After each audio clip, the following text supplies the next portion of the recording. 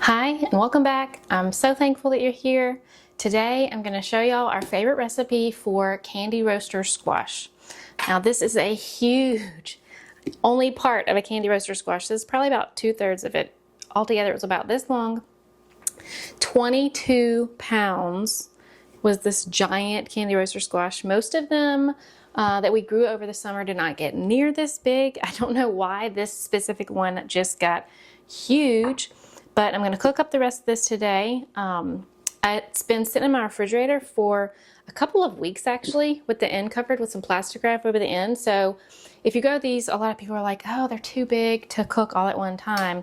Well, here you go. You can cook part of it, cover it with plastic wrap, stick it in your fridge, and I mean, it's been in there probably at least 3 weeks. And you can't even tell. It looks like you just cut it open fresh.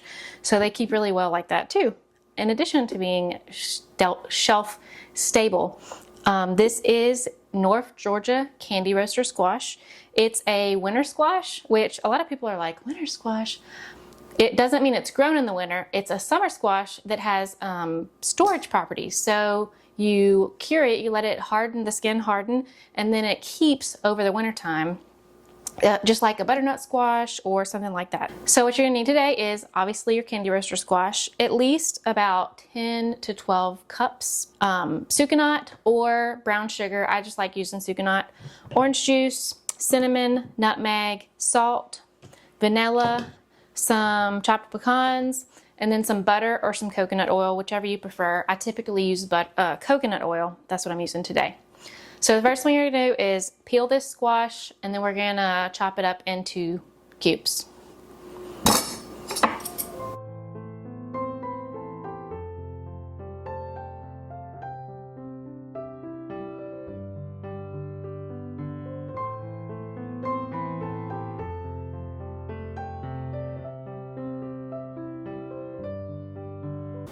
All right, now we're gonna cut into it, and then we're gonna scoop out the seeds and flesh from the inside.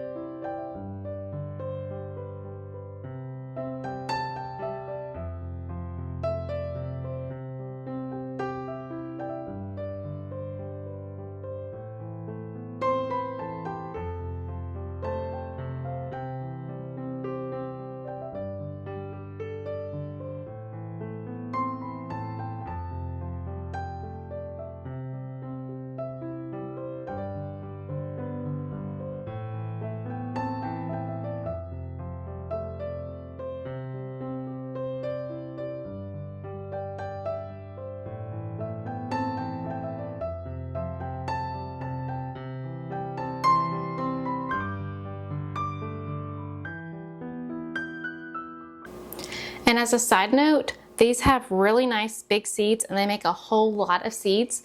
So if you don't have another of the same species squash, I think that these might be Machado. I'm not sure, I'd have to look on the seed pack. But if you don't have another one that will cross-pollinate, you can keep the seeds and share them with your friends, your family, plant them again next year. I will be saving, I'm going to go through this and save the seeds. We did have another variety, and so these might be cross-pollinated. I'm gonna plant some that I bought just to make sure, but I probably will plant these two like out in the field or something. I'm just gonna cube these up. I'm gonna try to keep my cubes relatively uniform, but I do not stress out if they're not perfect. It will all get cooked regardless, so.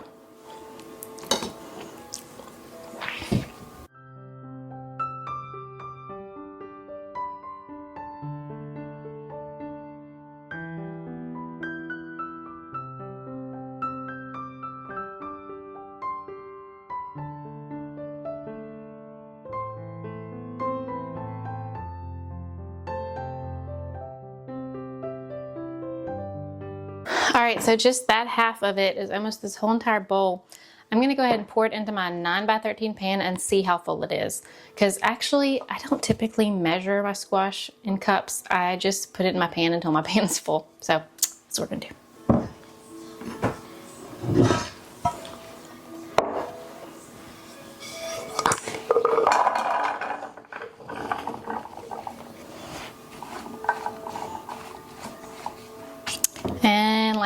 that's a pan full.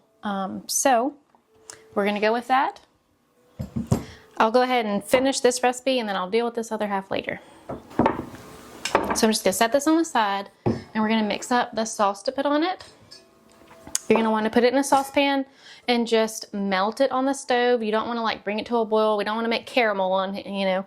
We just wanna melt it all to where we can mix it in with our squash really well. So we're gonna do, I have my recipe over here. We're gonna do a 1/2 cup of coconut oil or butter if you prefer butter.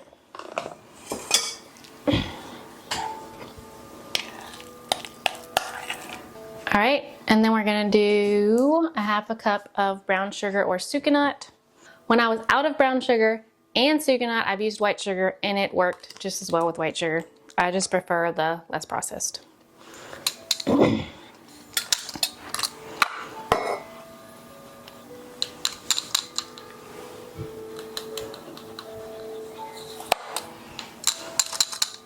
Okay.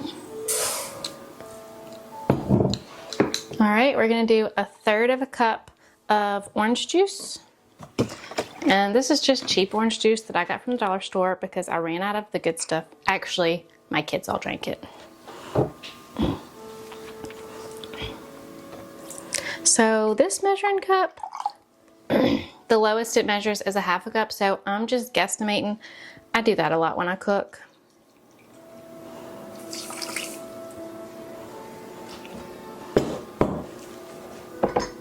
All right, next we're gonna do a teaspoon of salt.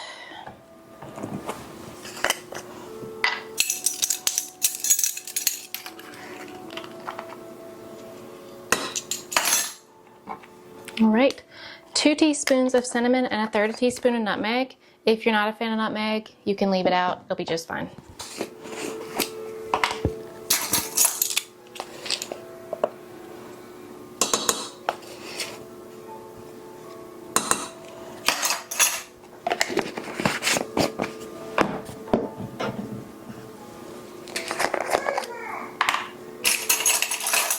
And I have a 1/4 teaspoon, so I'm gonna do just like a heaping 1/4 teaspoon.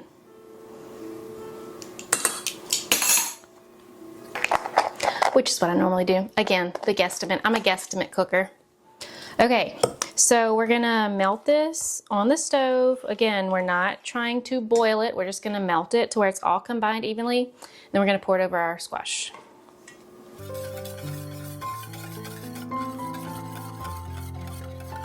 And so I will usually switch to a whisk when I get to the stovetop and really whisk it well to incorporate and kind of like homogenize the oil and the sugar mixture so that it's not so oily. Because if you don't get it really well homogenized when you put it on the squash, sometimes it just, instead of being like a sauce, it's like seasonings and oil separate.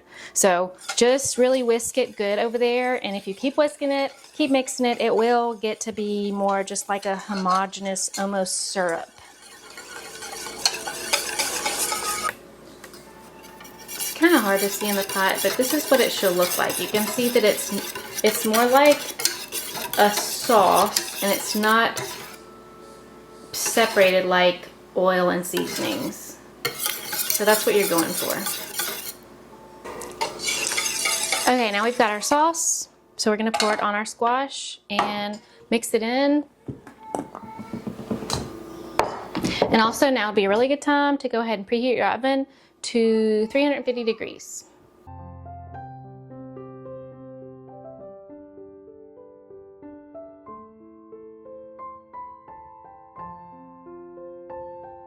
All right, and then I'm just gonna stir it all around and make sure all the squash is coated good with that sauce.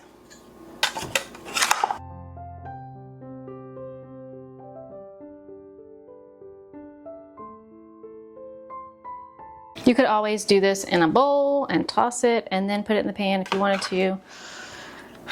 I don't know why I don't do it like that. Mine would be easier. Okay, so once all your squash is coated, just spread it back out. And I know it kind of looks like it's not enough sauce, but the squash as it cooks releases water, so it will be more juicy as it cooks. All right, and we're gonna put this in the oven at 350 degrees and cook it for about 40 to 45 minutes. I usually will set my timer about 35 minutes and start checking it from then. But we're gonna stick this in the oven. Oh, I'm forgetting something important. I can't believe I'm forgetting the most important thing. Not really most important, but a really yummy thing is the pecans. I can't believe I'm forgetting that. And doggone, I just realized, okay, y'all, do better than me because I'm not doing too good. I remember I forgot the vanilla too. So I'm just gonna pour some vanilla on top and then I'll stir it around. And the pecans too, the pecans. So I'm gonna do a teaspoon of vanilla.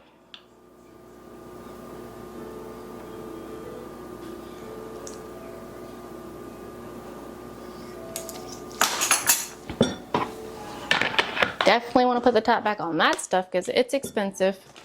I would be sad if it all spilled. So I'm going to do a half a cup of pecans.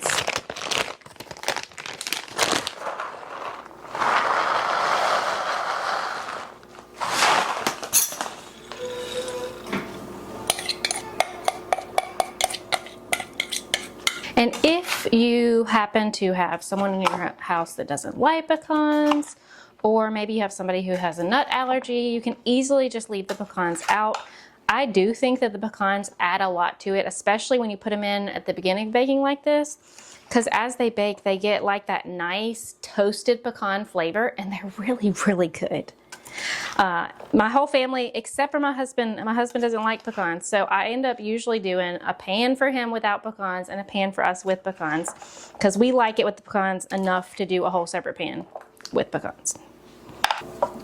Now we're going to put it in the oven. Man, I'm really glad I realized it didn't have the pecans in it. I would have been so upset if I'd have baked the whole pan without the pecans. Into the oven we go. So I typically will take this out a couple of times during cooking just to stir it around real good. Make sure all the pieces are, get them all coated with the sauce again.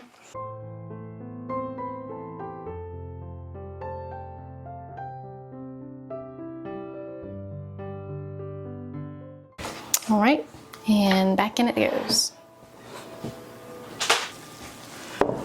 Okay, this is finally ready. So it's all cooked really nicely. When you stir it like this during baking, it helps it get mixed up with the juice and soak up the juice more. Oh my goodness, it looks so good.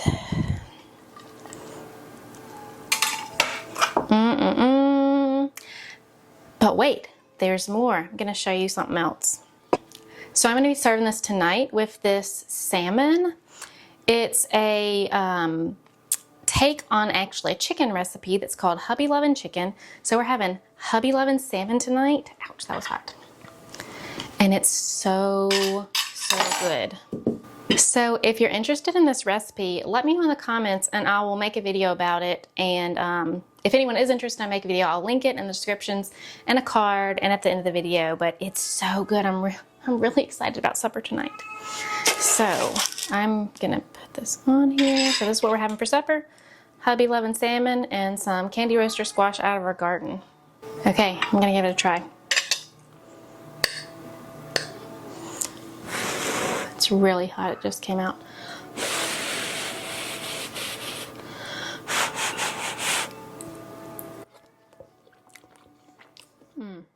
It's really good. It's very reminiscent of a sweet potato to me. I think it would be a really good sweet potato replacement. For instance, if you can't grow sweet potatoes in your zone, or if you just don't really care for the texture. I don't really care for the texture of sweet potatoes a lot of times. They can be kind of stringy. This is very sweet potato-ish to me, but a very different texture, a very smooth texture. I'm gonna try some of this salmon. I love this stuff. The chicken is really good, and the salmon. I just got the wild hair to try it on salmon. It was so good.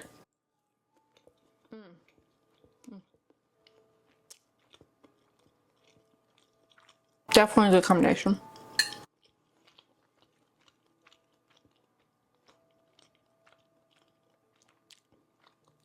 So, if you've never grown candy roaster squash, get you some seeds and plant them in the spring. Go check out the video about how we grew them on the arch trellis. It was really easy. It kept them off the ground because if you it's a winter squash and it vines, so it grows everywhere. So growing them on the arch trellis really helped save ground space. And we got a ton of them.